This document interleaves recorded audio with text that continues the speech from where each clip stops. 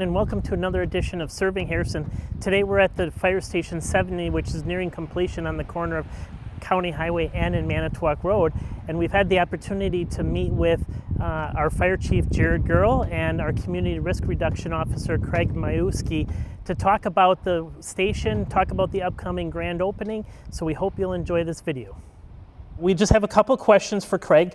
Can you tell residents where construction of the station is at and when it's anticipated to be completed? Yeah, so right now the station is wrapping up. There's a few odds and ends around that still need to be completed.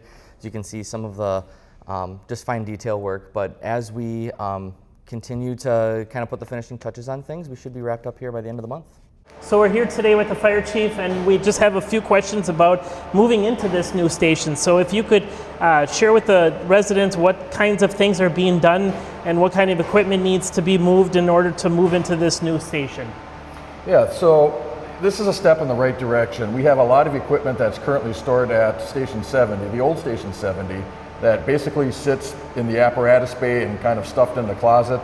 The reality is we didn't have a lot of room, so it's all kind of just piled together, right? Kind of like a storage unit, to be honest with you. When we move into the new station here, we have specific places for specific pieces of equipment, where our file retentions will be, and those kinds of things. So moving it over, it's going to be a task, and it's like moving into a new house, right? You have a concept in your head where you think things are going to go, where things should be placed, and then you probably move it around a few times. So a number of us will be taking most likely weeks to move all the stuff over and put it in the proper location. As far as equipment and such goes, I mean, we're sitting in a fantastic facility. We're standing in our training and hose drying tower right now. This is something that we didn't have before. So the opportunities that come along with relocating to this new station and the advancements that we have are going to be phenomenal for us. So we can do the training in our own hose tower here, and we don't have to go off-site and leave our jurisdiction. So that's going to be a bonus. We have confined space capabilities now in this new station that we didn't have before. The equipment that is still being moved into the station, but we're close to the finish line, but we still got a little bit to go. One example would be our SCBA cleaning decon machine. In the past, we had to wash some of those pieces of equipment by hand, and there's a lot of different little nooks and crannies in some of those things, and basically we have a large dishwasher kind of a machine that we can simply place that SCBA in and do the decon in there, and it only takes a few minutes to do. Another piece of equipment that we have going in is going to be our PPE, personal protective equipment, drying cabinet. In the past, we would basically hang our stuff to dry, and that takes time, right? So now we have this new cabinet that we can put our wet gear in after it's been deconned and washed, and it goes a whole lot faster, so we can cycle through and have our firefighters have the drying equipment ready to go for the next call. Another piece of equipment that's going to be put into the station is going to be our new SCBA compressor. That's what we use to take the air and basically compress it and stick it into our bottles that go on our backs when we go into the fires. So that's going to be a little bit different, and there's going to be training that goes along with all of this stuff. So it's not as if we can just flip that switch and we're good to go. So there's going to be a lot of training, a lot of movement of equipment, and a lot of excitement that goes along with it. So you've been working diligently on organizing the grand opening and the hose uncoupling ceremony.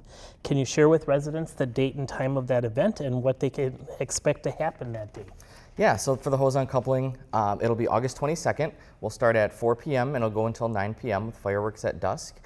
We will have yourself, village president, and then some other honored guests coming in to give some words of wisdom for the station and for the community.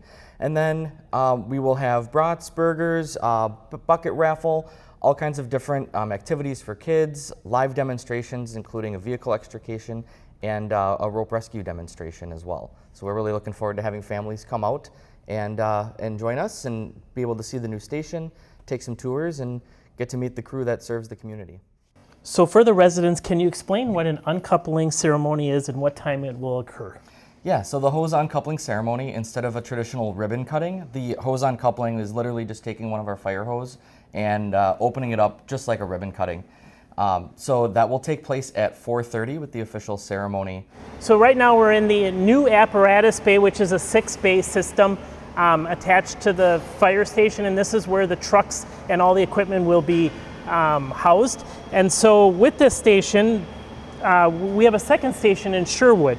Can you explain how that station and this station will better serve the Harrison community? Well, a couple of things. One of the things that you mentioned is this apparatus bay is significantly larger than our original apparatus bay, where we essentially had a longer area and the trucks would have to back into that apparatus bay. Our drivers would literally have to clear the doors by inches on each side of that mirror. So, there was a safety concern with that, and with our lockers and the guys and ladies jumping into their gear and the trucks pulling out, there was a safety concern. With our new apparatus bay that we have here, you can see that our trucks will enter from one end of the building and drive out the other way, so it's a lot safer.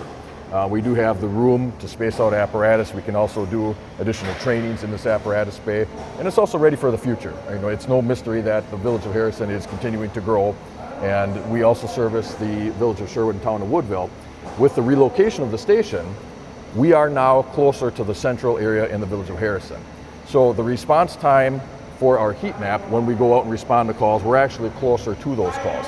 The other thing that's important to understand is our responders are not having to drive to a location that takes, for example, I'll use myself, 8 minutes to get to, and then I have to basically turn around and come back to this area. So our responders live closer, which reduces our response time coming to the station, and then we're also closer to the incident, so that'll make a huge difference. Not only that, we are closer to the Town of Woodville and the Village of Sherwood, and when we get a call in those different communities, this station will also respond as well. And just to recap, that the grand opening / uncoupling ceremony is scheduled for Saturday, August 22nd from 4 to 9 p.m. here at the station, and we encourage all residents to come and check out this new asset for the community, as well as take some station tours, play some games, and watch fireworks. So we thank you for your time.